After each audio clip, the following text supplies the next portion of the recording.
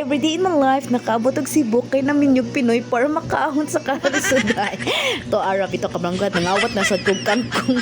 Ay, so kapalangga, giato ko sa kukumangot, kaya na ako na siya gipalit na baboy na bukog niya. Iya ko palitoon og kuan ka ng sinigang. So wala man sad ko isudan kapalangga, kay wala ko ni ato lagi merkado kay busy kay ko namanday ko kapalangga.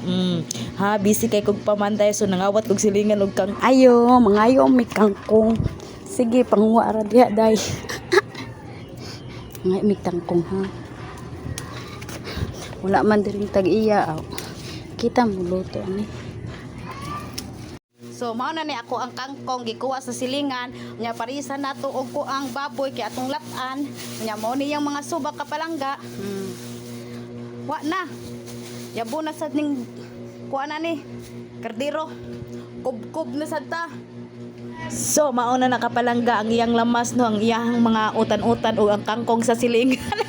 May pangkano silingan kay nay mga utanon, sus libre for me kami sa mga kuan gulay. So nagkaon ang mga bata kapalangga, kay ako man sila man una gid for me magkaon kapalangga. Uy kay luoy kay kun kita mauna, so